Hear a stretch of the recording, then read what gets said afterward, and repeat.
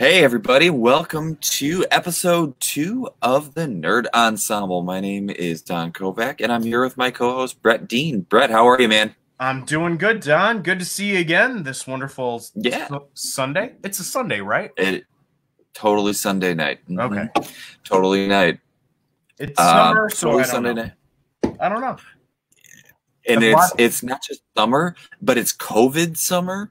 So every day has been the same for what, 5 months, 4 months? Doesn't matter. Yeah, I mean, I don't shower, I don't shave.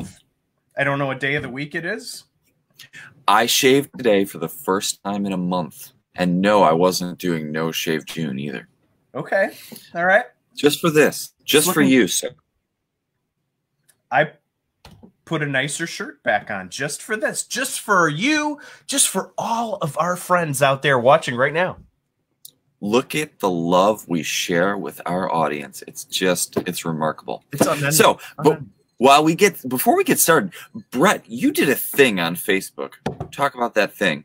Are you talking about what are you talking about, Don? Are you talking about the video thing? The band group? video?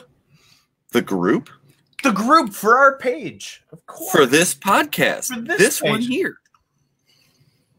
I did. Folks, if you're watching live right now, there's a high probability that you've already discovered our brand new Facebook group for the Nerd Ensemble. And it doesn't have any good pictures right now because we've only had the one episode prior to this one. So I took one of me going like this, and that's our title picture up at the top. And then there's one of Don almost biting the microphone in the other picture. And that's what we've got. But we'll have great pictures soon. You know, we're gonna go to a studio, get something fancy whipped up. We'll go to I know a guy. TWB Chiat Day or whoever Apple uses for their marketing, and I think they're all internal now. But they used to be. They did. Yeah, they're all internal now. We'll go to Ridley Scott and get him to make us a Super Bowl video, just like 1984. You are going all over the place here. I love this. This is like deep in the Apple lore here. It's deep. I love it. It's deep. Once I'm in deep, as Lego Batman says. That is the funniest Batman, and it's not even close. It's the best Batman, isn't it? That is the best Batman. I don't know. It's definitely the funniest. I'll get back to you. We'll have that as follow-up for a future episode. You got it. So yeah, everybody, go to our Facebook page, like it, and certainly spread the word so that we can make this a thing. Thank you so much for watching tonight, and thank you so much for being a part of what we do here. And thank you, Brett, for putting that together. It is my pleasure. You know what? I think, and we're all still pretty new to this, but I think your questions will pop up on our little administrative screen, the thing we use on this website to broadcast. So if you have questions, if you want to talk tech with us, if you are an Apple nerd, or you just like Don and me. We are powered by StreamYard. Powered by StreamYard, yes. And we're so glad they provide this platform for us. And yeah, type in your comments. If you're watching on the live stream right now, click on that happening now. And yeah, let's see some questions pop up. I don't know what it'll look like, but I've got everything kind of up, and you can see right there. There's our Facebook page. Do you see it, Don? I do see it, and boy, that guy on the right just is a goofy looking dude. But anyway. They're both goofy-looking dudes, man. They're both goofy. Well, I wouldn't dare say that about my wonderful co-host. That's for sure. But if he says it about himself, can't deny. That's also a goofy-looking dude right there. That is. I thought we got a comment, but it was about a turtle. So that's not about us. Yeah. Well, at least we move faster than a turtle. Anyway, let's get into it because we are going to run out of time, and we got some Mac OS 11 and some Apple Silicon to talk about tonight. So the lesson plan for tonight is the intro, which we have just done. We're going to talk about Mac OS 11 Big Sur. Yeah, that one goes to 11. After that, we're going to talk about the differences between the Intel chips and the Apple Silicon, how Apple is moving Macs to Apple Silicon going forward. And we're going to end with some helpful thoughts some follow out, as we would say, to talk about some podcasts that are going to be really helpful in providing even more information about tonight's topics. I suppose we should also talk about when to buy a Mac, depending on what your needs and your interests are, since there is a wave of change coming. Yeah, I mean, that's really important to me because I'm sitting here with what was at the time a really like specced out iMac, but it's getting a little long in the tooth. And I'm one of those people. I'm like, do I wait for the Intel Apple Silicon switchover? They say now, and I guess we should maybe just kind of like push this off to later, but they say save it for the show. Save it for the show. I will. I'll save it. Leave the audience in suspense. Okay, it's the first rule. Just like teaching, leave the students in suspense. Leave the audience in suspense. But what year is your iMac that you're running over there? You would not believe it. It's a 2014, actually. Okay, so the first generation of Retina, if I'm not mistaken. Yep. Cool. We'll talk more about that when we get there. Yeah, it's a great computer. It's been really good. This is the longest I've ever held on to a desktop ever.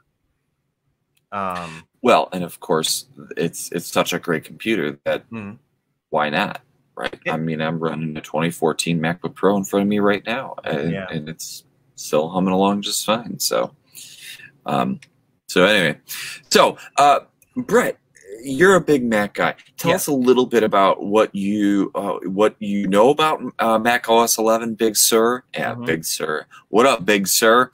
And give us a little bit of background on what you think about it so far. Okay.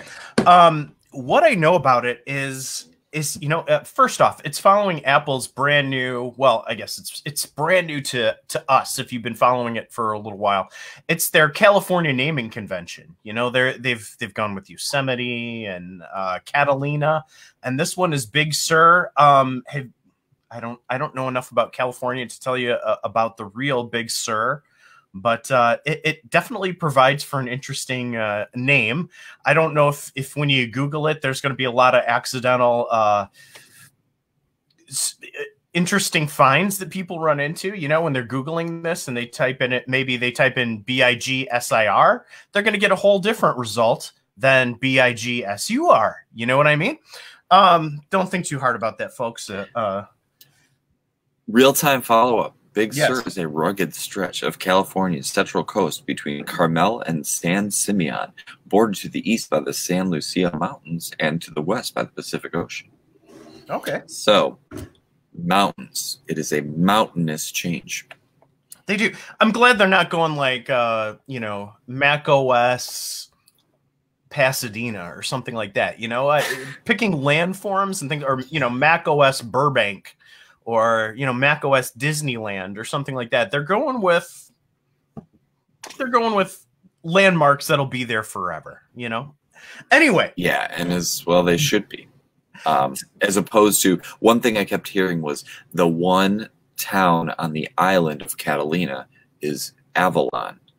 So if it was more of a minor update, an idea was to call it Mac OS Avalon. But I digress. Back to you, sir. That's cool. No, I like that. I mean, the first thing that you have to notice about it immediately is it's gotten a visual refresh. They've said that it's the biggest visual refresh since Mac OS X, as depicted by the Roman numeral X, came out in, what, about 99, 2000? So that's going on 20 years ago. 2000. Mm-hmm. Yeah. That was crazy. I remember developer beta, yeah. I remember being in college and going to the computer lab, and they had just installed it on a bunch of really old Bondi Blue iMacs at that time, Mac OS X, and it ran like dirt. It was just awful. It was terrible. So much so that even if you were a Mac fan, or like all of your stuff was saved on Mac discs, you just went over to a PC because it ran terribly on those old computers. But since then, the Mac hardware has been designed to serve the software. And they claim that this is the biggest change and refresh since that original one 20 years ago. Now, I still feel like this is the new system, you know, even though I'm not quite 40 years old yet, and this has been with me over half of my life. I still feel like it's the new Mac OS system. So going to 11 numerically and visually, they want you to know that it's a big change. Now, taking a look, if you look over here at our image that we've got thrown up there, I don't feel like that much has changed, to be honest with you. We got a big visual refresh. How many years ago was it now? Like 3 or 4 years ago when we moved to, I think Yosemite was the first changeover to a flatter design, something reminiscent of iOS, but not. Yeah. Yeah. Yosemite was the first one, 10.10, that really that brought some of the iOS 7 style design into Mac OS. Yeah. And, you know, they've continued with that, and this doesn't look too dissimilar from that. But if you take a look at the icons and some of those things, it's really starting to go that way. Some of the sliders, the switches, the use of transparency, the use of sidebars is all very much reminiscent of iOS and iPad OS. So Control center now being built in is like huge to me. And the spacing, like you were saying, that's crazy. And it looks good. And what I like for Apple customers is that then doesn't matter what hardware they pick up, they're going to get a similar experience. I think one of the things that they've been lacking over the past few years is if you pick up an Apple device, that you automatically know how to use it. You know, I think that's a Steve thing. That's something that he wanted right from the get-go. You pick up an Apple device, you automatically know how to use it. There's no learning curve. 100%. So I think this is more in line with getting back to that goal. They want you to just pick it up and know how to use it. If your dock pops up at the bottom, it now looks like the iOS dock. All of your apps look the same. The new icon design is going to be this squared off look. And I think that's kind of cool, to be honest with you. I like the way that looks. The notification center, very much like the slide over left-hand side, iPad OS, widget center, and notification. I don't think that's called notification center on the iPad, but sort of the widget design on the iPads. Just going through some of this other stuff. Let's see here. Some of the technical things are fairly interesting.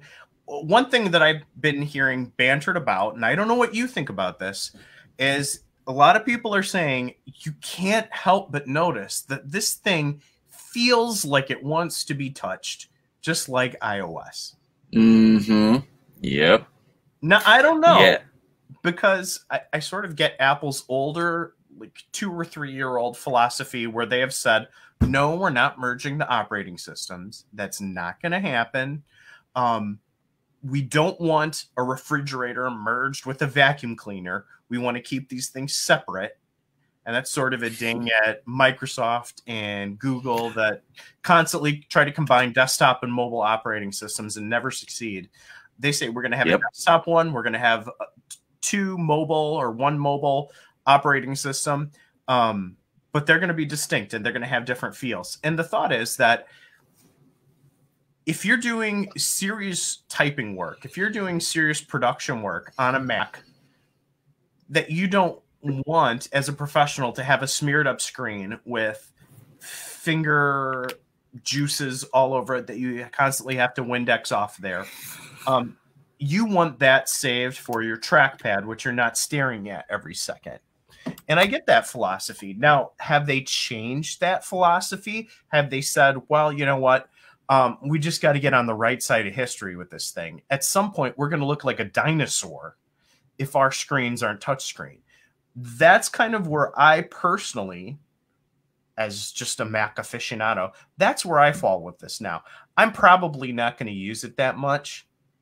I get that, like, I have a trackpad that can do multi-touch. I can pinch and zoom. I can swipe left. I can swipe right.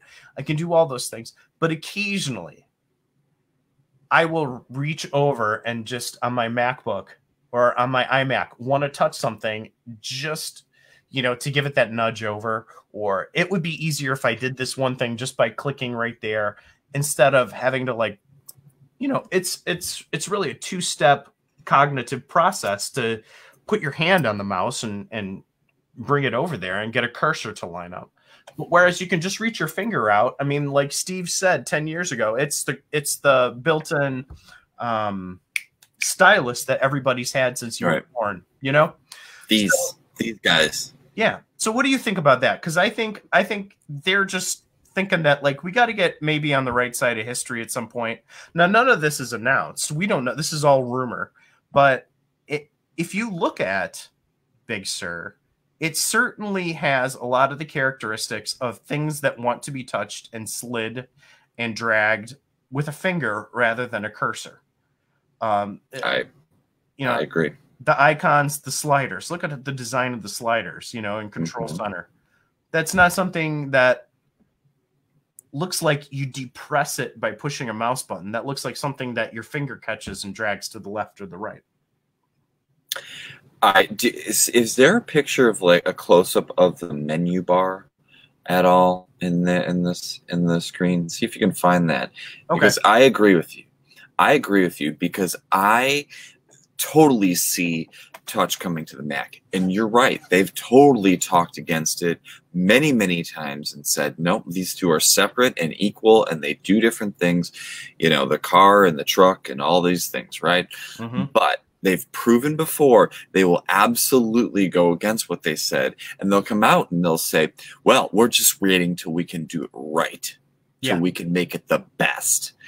And that's how it goes, and that's totally fine. And so, I mean, as if you're not familiar with that as an Apple observer, it's something to know. They will constantly usurp themselves or contradict themselves when it comes in the name of progress.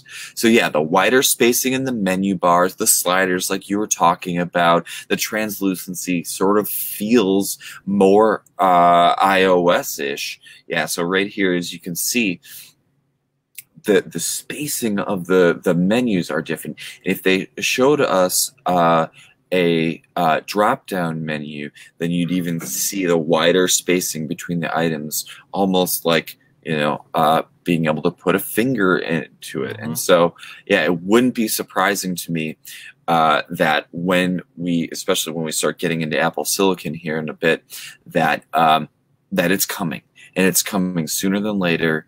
And sure, macOS, like you're saying, macOS ought to remain a mouse, keyboard, trackpad for days. I'm team trackpad.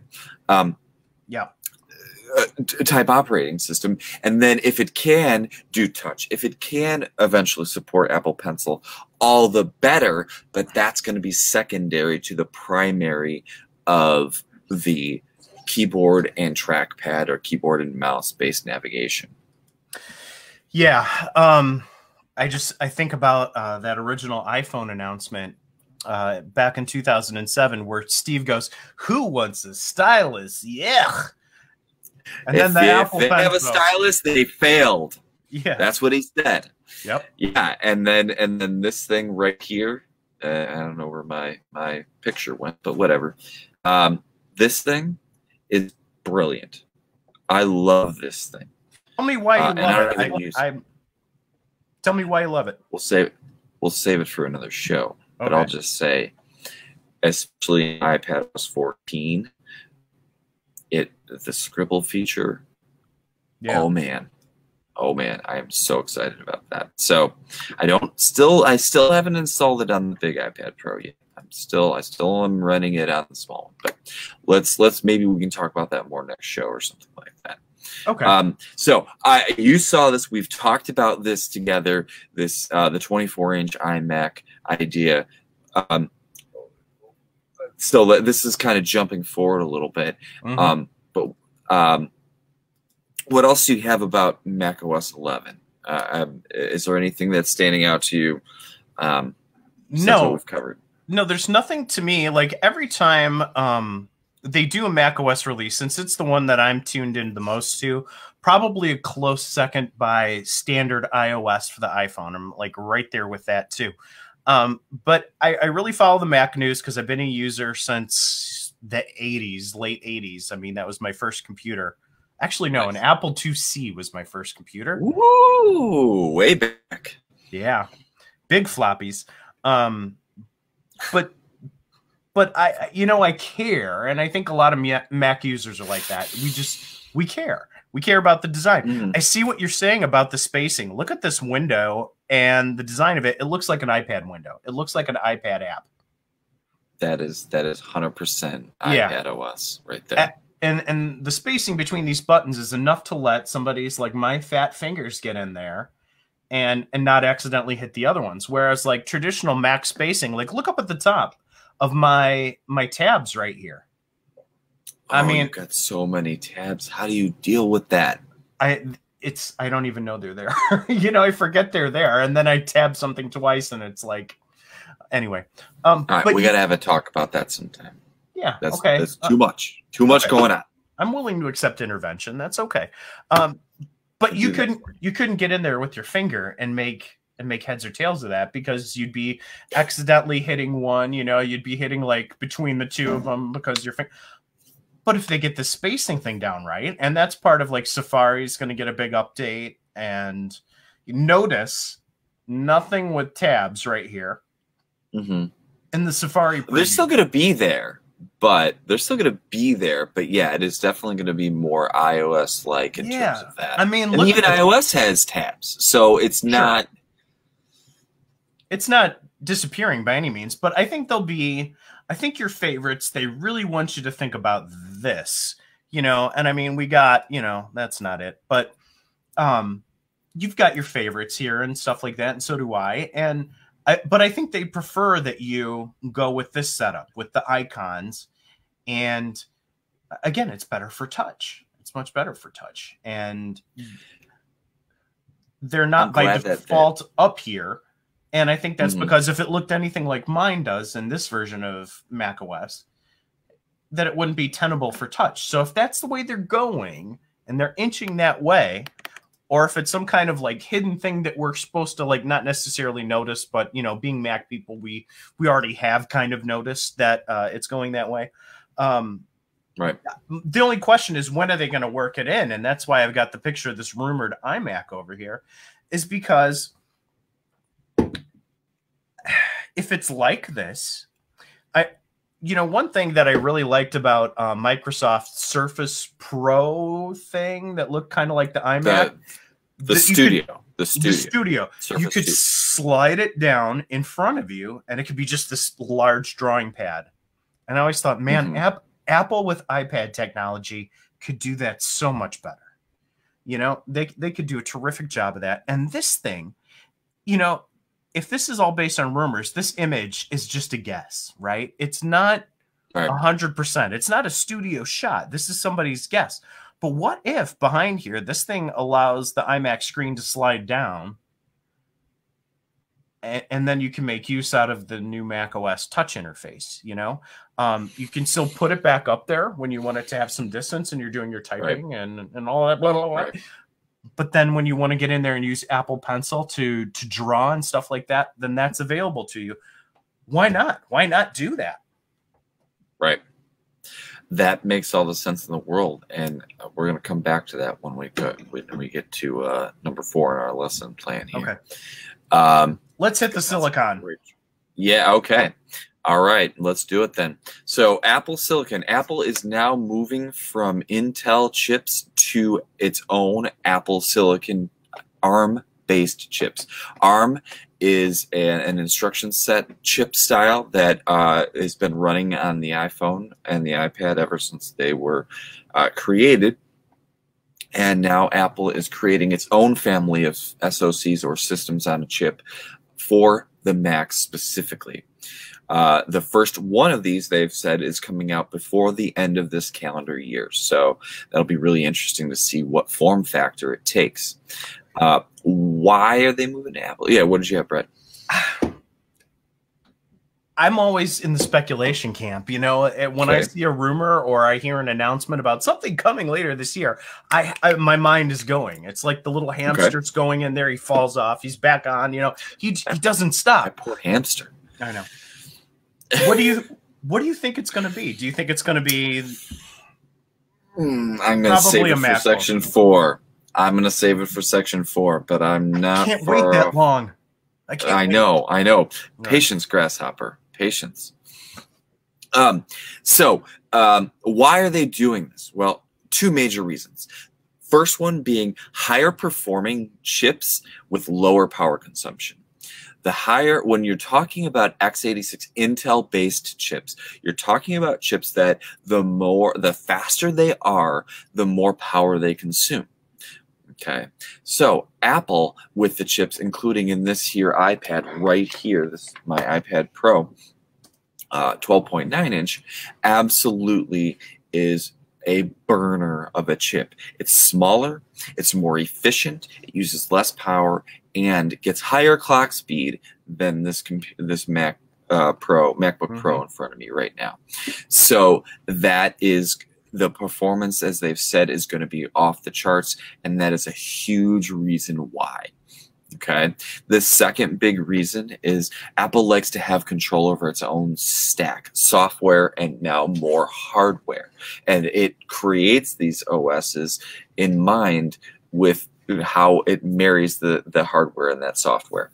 So Intel has recently, in the last several years, proven to be a bottleneck in terms of their ability to get out new chips and to refine them to smaller process sizes to make them more efficient. So Apple said, you know what? We're done with this. We're going to do our own thing. We know how to make our own chips because we've been doing it for a decade. Johnny Srouji is their head of chips, silicon, and it sounds to me like these things are going to be absolutely awesome. With that, more bits of information about this, and then Brett, I want to hear from you. It will have some virtualization via Rosetta 2. Rosetta was the original virtualization layer when Apple moved from PowerPC chips to Intel back in 2005, 2006.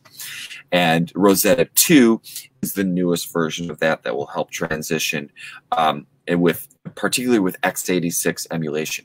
Intel chips are x86 instruction set, and so therefore Rosetta 2 will help with translating from existing apps on Intel over to Apple Silicon. Okay, they've talked about within that virtualization, Linux will be supported, and Ubuntu, and perhaps some other ones. They did not mention Windows. Doesn't mean it's not going to happen. I believe it's going to happen because Microsoft is going to want to get in on this, and Apple will be like, all right, fine, let's make it happen. So stay tuned on that for those of you that are concerned about losing the ability to boot into Windows on an ARM Mac, because there is an ARM-based Windows version running on Surface, as you mentioned earlier. Mm-hmm. Another big advantage, it will run natively, immediately, iPhone and iPad apps from day one. And for developers who are using universal binaries and working that way, that will support those as well. And plus, if there is not a Mac version of a particular app that you have on your iPad or your iPhone, it will be there from day one, which is great. It will have dynamic translation, which is more efficient and more powerful. And Rosetta 2 will immediately install upon downloading the Big Sur update, so that way you can start running apps and emulation from the word go. So this is going to be huge. And I think whilst they said that Intel will be supported for years to come, this is the future. This is the unification of the platform. Mm-hmm. This is going to enable things like a touchscreen Mac, potentially Apple Pencil support, potentially cellular Macs with a built-in cellular modem, because we already have iPads and iPhones and Apple Watches with built-in cellular modems. The Mac is the last piece. Let's make that happen. I'm sure they will. So those are the benefits, and I think it's just going to be amazing. Currently, the only known Mac that is running Apple Silicon, which they demoed many times in the keynote, was the Developer Transition Kit, which is a Mac Mini running an A12Z chip from the 2020 iPad Pro with 16 gigs of RAM and 512 gigabytes of storage. It has tested, for those that have run Geekbench, according to what I've read, it has tested around 870 on single core performance and about 2200 on multi-core, which is roughly equivalent to the base MacBook Air that you can buy currently. But the thing about that is Geekbench has not been updated to properly run on Apple Silicon. Right. So all it's basically scoring is Rosetta 2 itself. So if Rosetta 2 itself is running at those numbers, just wait until it's updated and actually can test the Apple Silicon itself. And if you've seen the Geekbench scores of what an iPad Pro can do, I'm sure it's going to get somewhere in that ballpark. However, they've said that the final shipping hardware for Apple Silicon will be significantly faster. So this is just a transition just for developers to get going using Apple Silicon. So let's go. Brett, what do you think, man? Well, you know, this is all driven by performance, right? So the reason they chip hopped in the first place 10 years ago or whatever it is, 13 years ago now to Intel. 15, good Lord. The reason they did that hop is because PowerPC was not keeping up with Intel. And then the irony is now we're in a place where, like you said, Intel is not keeping up with what Apple has been able to accomplish with its own silicon. And the ARM instruction set, I think, has been described as much simpler than the instruction set that goes into x86. And so it's multitudes more efficient as a chip in terms of, you know, execution, future benchmarks, and power usage. So, you know, you brought up those Geekbench scores, and you said the developer kit. Do you have those numbers in front of you right there? Or it's about 870 on a single core and about 2200 or so on a multi-core. So let's just kind of see where that slots in with currently shipping or recently shipping Macs. Okay, so in the 800s, it puts it, you know, at best a 2013 27-inch iMac. Or a mid 2018 MacBook Pro. Yeah, MacBook Pro. With Core i5, so not top of the line Intel stuff. Right. And several generations ago. Multi-core. Do you remember the multi-core score? About 22 or so, 2200. 2200? Okay.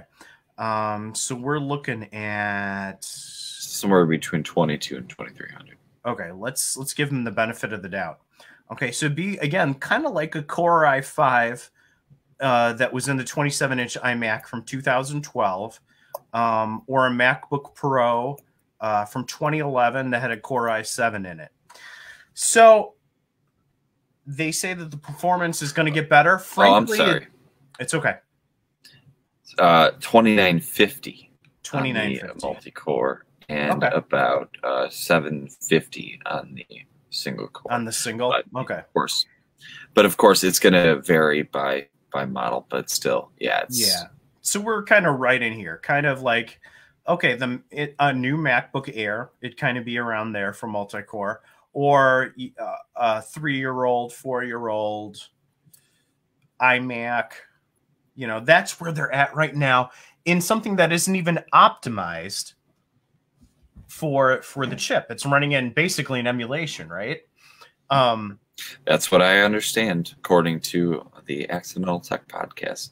Yeah, so that would take a huge hit. Emulation is never, I mean, I know Rosetta is like the best of the best emulation. I remember that first transition to Intel chips, and stuff ran really well. It was amazing, you know. And I think what people are going to appreciate is the seamlessness of that emulation, but the performance will be good. Do you remember Steve's old slide where it said performance will be, and then the thing dropped down and it said good enough? You know, he admitted that it wasn't going to be great. I wasn't a Mac user back then. I didn't even have an Apple product back then, so I was a late bloomer. That's okay. But yeah, that sounds about right. He's like, it's going to be good enough.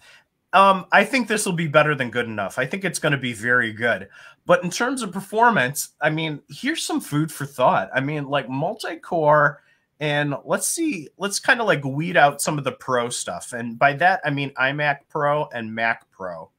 But let's get in there to like what a top of the line standard iMac might bench out at. So right here, 2019, the most recently updated iMac with an i9. This is the beast right here with 3.6 gigahertz, 8 cores. That multi-cores at 8286. That's 4 times faster than that developer kit. Now, I know they said don't think about benchmarks on this developer kit. It's basically an unmodified iPad running inside there.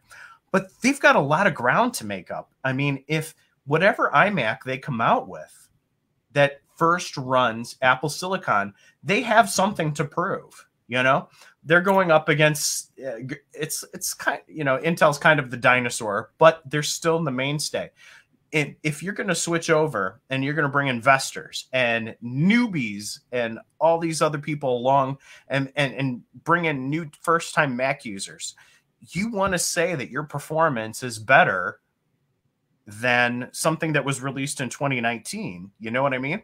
So they've got to, I mean, whatever it's going to be, you know, the performance has got to come up from that 2200. It will, but again, that's just the emulation. That's not actually the chip itself. And this chip will not ship in a Mac other than the DTK. The chips that will ship in a Mac are going to be specifically Mac built. Okay. So yes, you are right. 100%. It's got to be better. It will be better. It will be tons better. So that's really important to keep in mind. Yeah, the numbers are the numbers right now, and there's some room to grow. If you get a chance, by chance, look up the Geekbench 5 scores for the 2020 iPad Pro, because that of course only has 6 gigabytes of RAM, not 16 like the DTK, the developer kit. So yeah, there we go.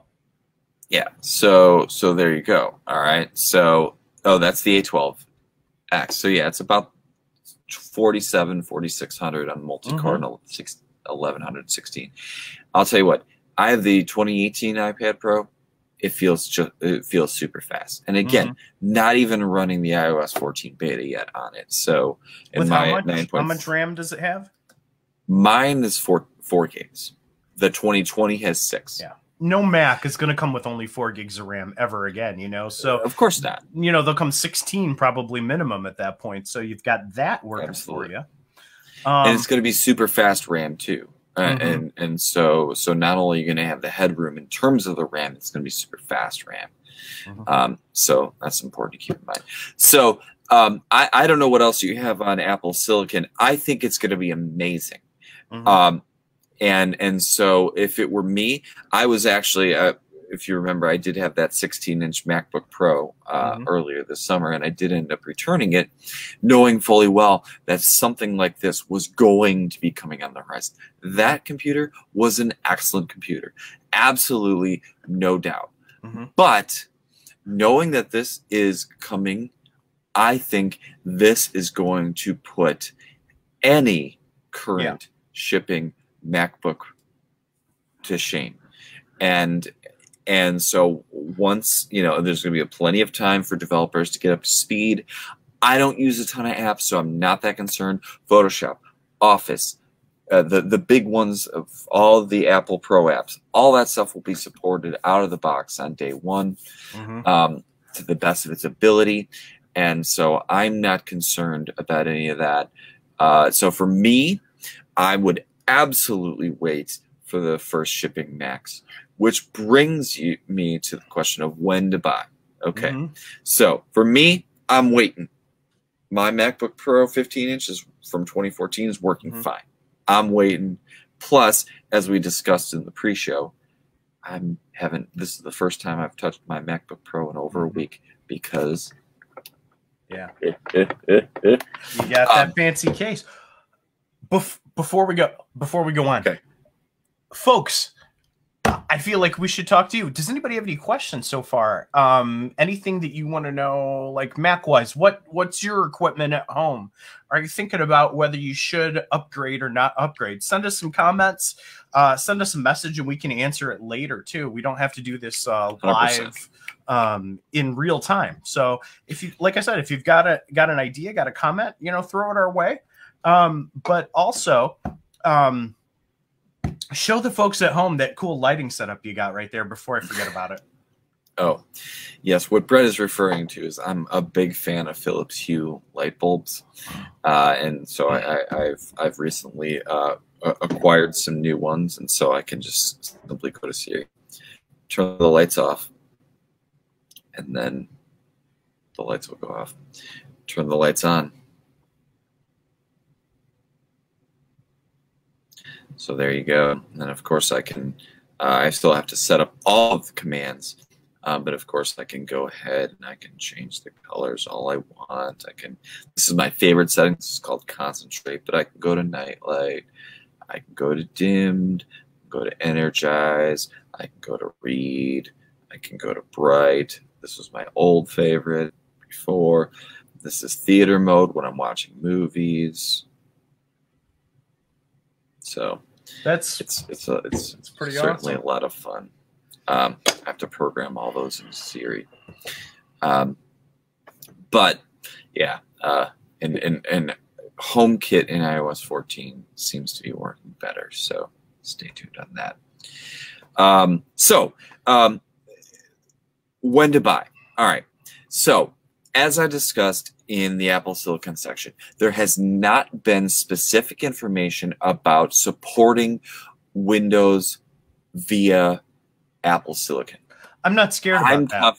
Yeah, I'm confident it's going to happen. And for those of you that might really want to boot into Boot Camp or use Parallels or something else to boot into Windows, then I have no doubt that's going to happen. So give that time.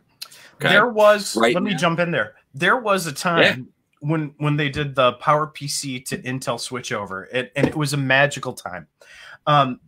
That the emulation layer, and like I had mentioned earlier, that Steve alluded to, that the performance was going to be good enough. And like, let's say I bought a first generation Intel iMac or MacBook. It was going to run your PowerPC apps slower than whatever your last PowerPC Mac was.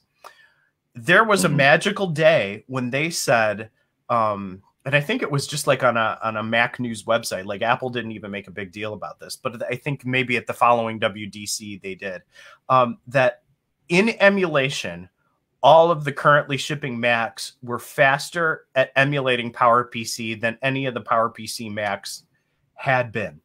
At some point, we're going to get to the point where the new Apple Silicon Macs are faster at emulating the Intel processors and running the Intel apps than whatever Mac you had that was an Intel Mac was at running them natively. Does that make sense? Yeah. So that's a question, is like, when are they going to get to that breakthrough point? Because by that point, then it's moot. It's like immediately. Yeah. I expect it to be immediately. Undoubted. Just like you're saying, like the fact that Intel chips were so much faster than PowerPC chips, Apple Silicon is going to absolutely run circles around Intel chips now.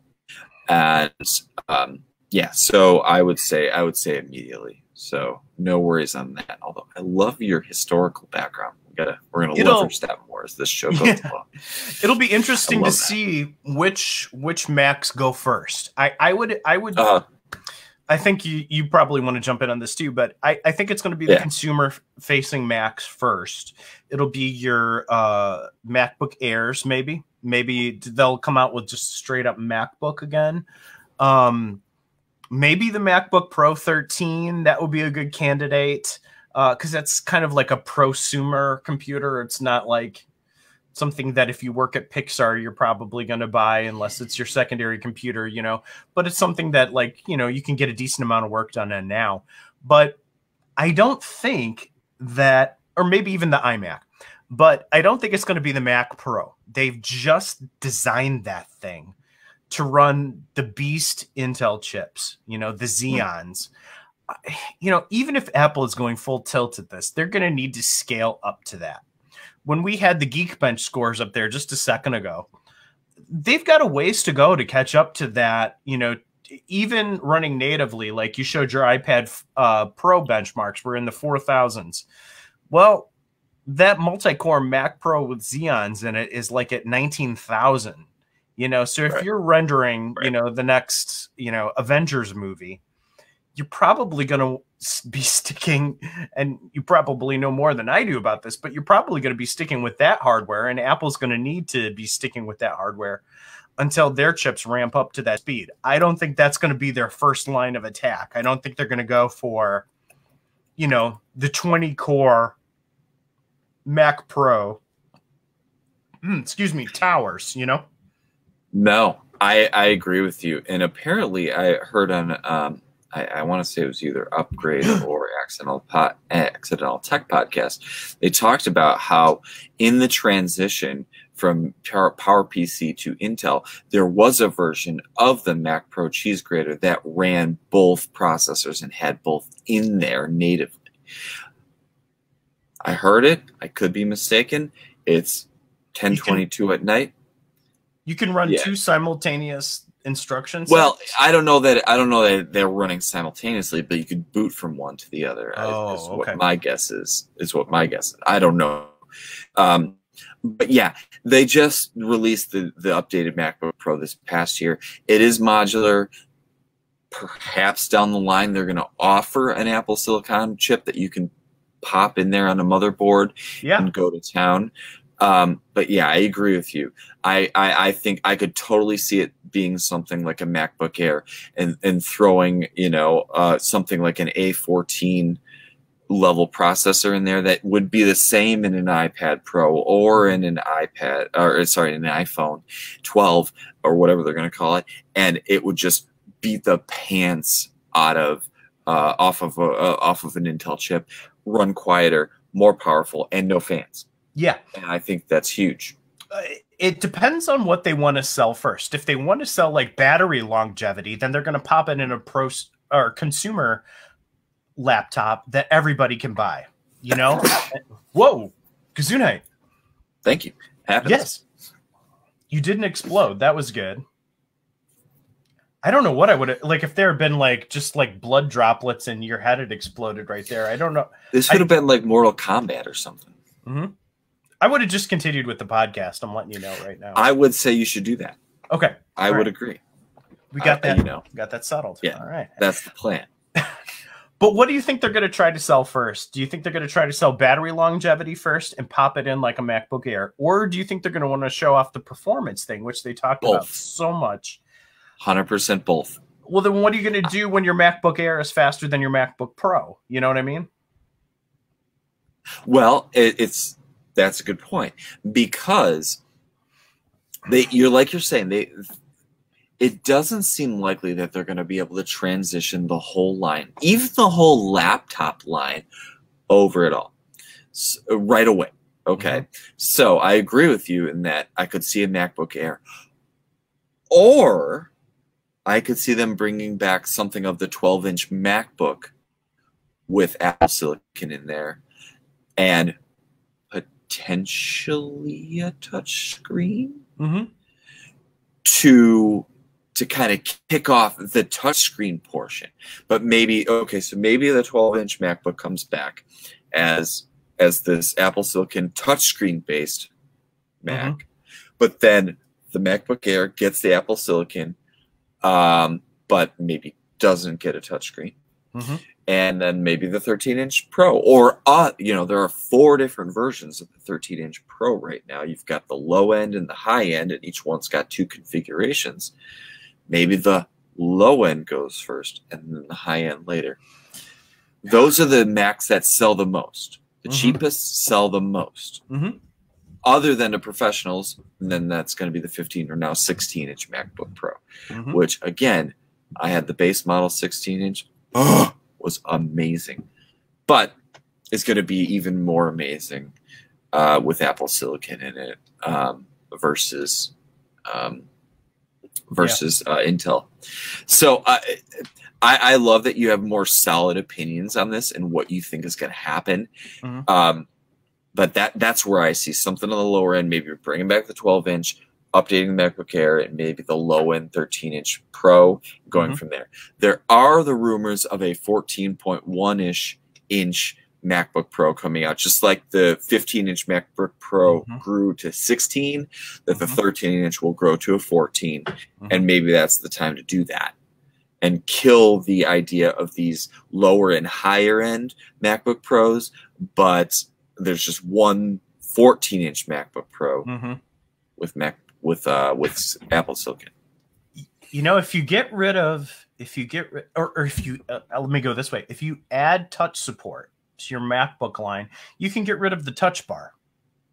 Now, I personally like the touch bar. I have enjoyed using the touch bar, but I know a lot of people don't. Right. And they think it's, it's just something there to just suck battery life out, and they don't think it's good implementation. But I have this guy too. Yeah, I forgot my school issued 13-inch. Yeah. That has the touch bar. And it's good. And the old awful butterfly keyboard. Right. The keyboard in the 16-inch, Brett, man. Oh my God. Is it better than your 2014? Do you like it better? It's that good, huh? Oh yeah. It's and of course the iPad Pro Magic Keyboard. Yeah. Feels similar to that. Okay. And of course I have I have the Magic Keyboard version 2. Okay, yeah. So, and do you have the Magic Trackpad too? No, I stick with that old school. Yep. This thing. This is where it's at. Until I was using those more with the iPad Pro until I got the iPad Pro Magic Keyboard, and then it's all in one device. But anyway, another show. So what else you got? What were you gonna say? I think I cut you off. No. Again, it's just like, where are they gonna go? I'm not sure. I think they probably will start with the portable line, because that's still sort of bread and butter zone for Apple. That's overtaken desktop sales by a wide margin. So I think they'll probably start there. They're gonna run that tightrope of if you don't move your entire line over all at once, and you start with the low end, because you're doing this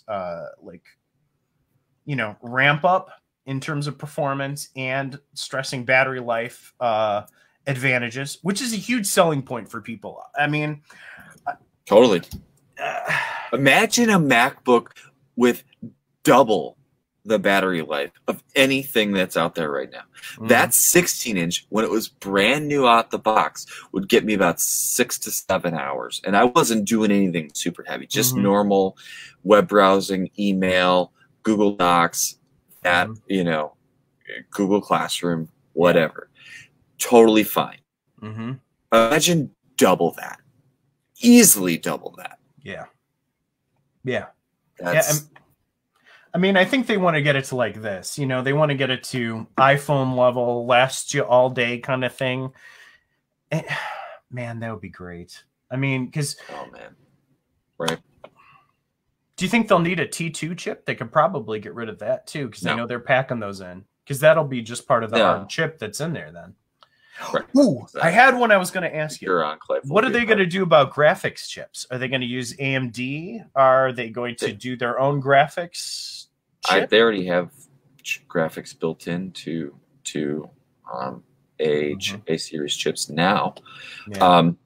Siri went off. That was So I wouldn't be surprised if they still went, but AMD graphics cards are still going to be x86 based, or communicate better with. So yeah, I wouldn't be surprised if they create their own, or some sort of new GPU options inside of the Mac Apple Silicon. Because notice they didn't say A series, they didn't say ARM Macs, they said Apple Silicon, which to me speaks of, okay, yeah, we've got our A series chips. They're going in the iPads, they're going in the iPhones. Great. They're going in the Apple TVs, which is a product still in their lineup, and even HomePods. But they didn't say it's going to be that. They said it's Apple Silicon, which to me means that they're going to take it and really expand upon it. Yeah, I agree. So if you are a person who needs to run Windows on your Mac now and you're ready for an upgrade, go ahead. All of the 16, 13-inch Pros, MacBook Pros, and the MacBook Air have all been updated this year. They all have the new Magic Keyboard in it. There's options for everybody there. So go ahead, and the MacBook Pro 16-inch was just updated with the AMD 5600M GPU in there that is apparently up to 75% faster than the 5500, which was the previous top-end model. So if you need a super powerful portable Mac with a super powerful GPU, then go ahead, just do it.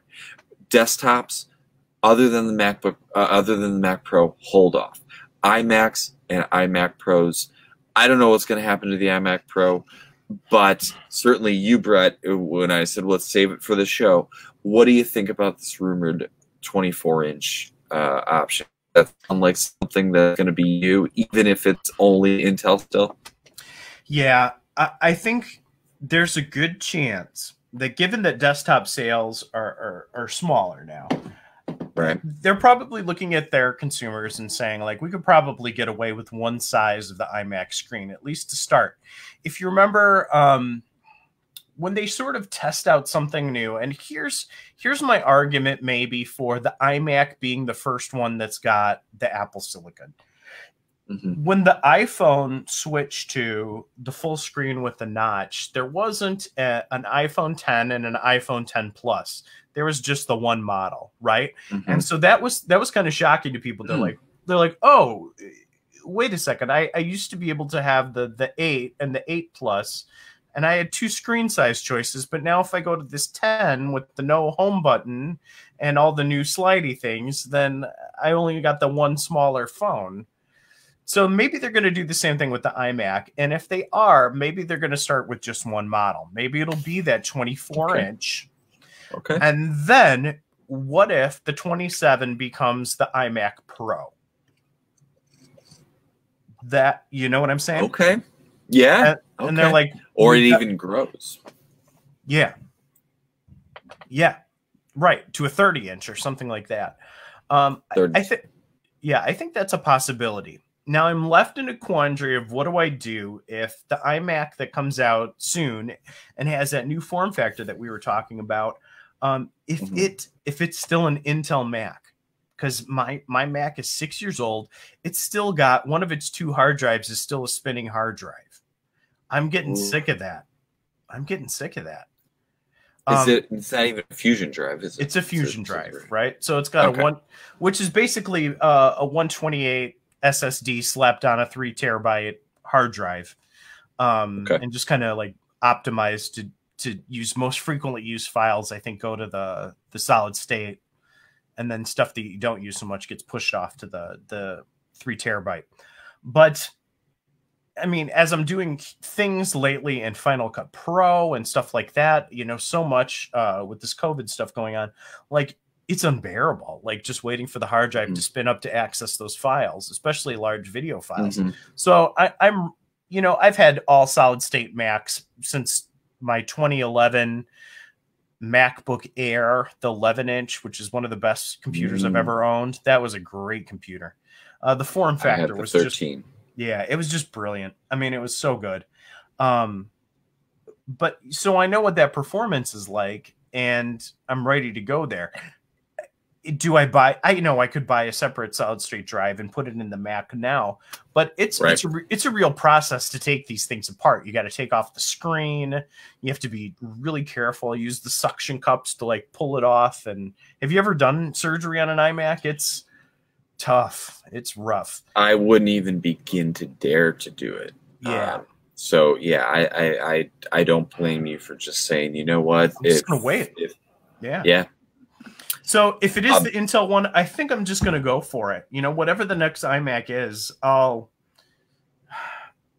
and then that makes me wonder like how to spend my money. Like how big do I spec it? You know, because I'm gonna want something fast, but I'm not gonna want to spend so much money on this one that it's prohibitively expensive for me to then get the next ARM iMac after that, you know? Apple Silicon. Apple Silicon, right? Sorry, Craig Federighi. I'm sorry. Hey, I'm here.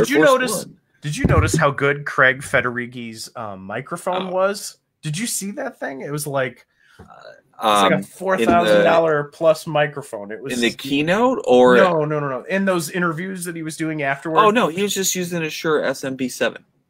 SM7B. Was that all that was? 100%. Oh, man. Which is a $350 microphone. Or if you can get it on sale, let me know because I want one. I thought he had a fancy like ribbon mic or something like that. Nope. Just a Shure SM7B, which is a great podcast mic. When we start making money in this show, oh yeah. So, and of course he was using AirPod Pros, because why not?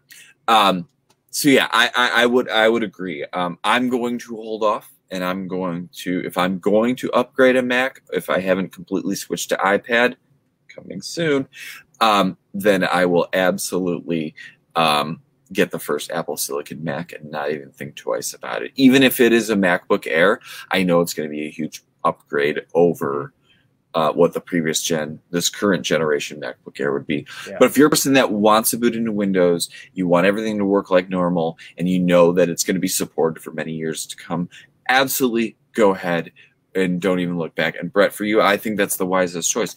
Don't buy the biggest iMac, buy the mid-spec iMac, something like that. Use it for a couple of years, and then maybe when the second or third generation iMac comes around with the Apple Silicon in it, just sell the one you got, make a decent bit of money back, and go to town. And I think that seems like the most reasonable choice. So hopefully that helps everybody. I know we're running a bit long here. So a couple of bits of follow out, and let's talk about what we're going to talk about for episode 3. Okay. I mentioned earlier 2 shows. I want to direct everybody to the Accidental Tech podcast, which is in our lesson plan here, atp.fm, and the Upgrade podcast, relay.fm /upgrade. Those are 2 of my first go shows I listen to every week, and I definitely recommend those because they really get even deeper in depth than we do here. So definitely check those 2 shows out. Brett, do you have anything as in terms of follow out or follow up? Yeah, I'd say check out the Vergecast as well. I love their podcast. That's a good one too. They're very non-biased. They're clearly all Mac users, but they're not afraid to take a shot when it's deserved by Apple. You know, I like, as much as I love Apple, I love to be. Oops, sorry, lost you there.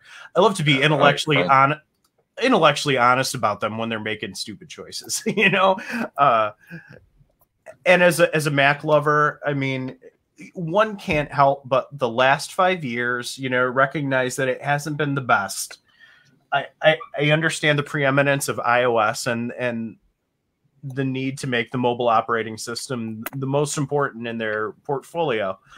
But my God, I mean, we went from the 2013 iMac or Mac Pro trash can to the butterfly keyboards to the point where what's his name from Daring Fireball even had to have a sit down with John Gruber. John Gruber had to have a sit down with Phil Schiller and Federighi and some of those guys and talk Mac and just say, like, are you committed to this? And, like, you know, do you remember that one where he was getting some answers? 2017. And they announced the iMac Pro ahead of time. They're like, hey, we got this iMac Pro coming out. We're redesigning the Mac Pro. And these weren't good 5 years for the Mac. So this WWDC that we've been wrapping up conversation about these last two Nerd Ensemble podcasts, it showed a renewed commitment. So we can only see where they go from here, you know? I agree. I couldn't agree more. And Apple Silicon is the absolute next huge step forward in that department. So I don't believe you on it. Yeah, I've listened to the Vergecast several times, and it's a really good show. So I definitely direct all of you to listen to that. All right, what are we talking about in episode 3? What do you got in mind? Do you have something in mind, sir? iPad versus Mac. Let's do it. It's on. It's no longer Wintel versus Mac. It's iPad versus Mac. Right. So I'm until the next time we record. Like I said, I've been really using iPad Pro a lot for everything. So I'm gonna do that. You stick with the Mac and let's have it out. Let's duke it out. I'm gonna take my iPad and burn it in the fire pit outside. I feel like that's a waste of money. But if you want to do that, who's to stop you? Except for maybe Mrs. D. But that's not important. She will kill me. But I'm gonna burn everything related to iPad around here. The cases, stupid chargers, iPads. Wow. It's going in the fire, man. All right. Well, again, everybody, thank you so much for tuning in to episode 2 of the Nerd Ensemble. We were talking about Mac OS and the Mac to transition to Apple Silicon. By all means, hit up our Facebook group and like it, and certainly you'll be able to stay tuned for updates as to when we're recording next. Also, we'll figure out a way to put the show notes there so you can link to those podcasts that we mentioned in the outro section. Otherwise, it's been a pleasure tonight. Brett, thank you so much. Audience, thank you so much. We look forward to more. Send us out, Brett. God bless America. Happy 5th of July, everybody. We'll talk to you in the next one. Take care.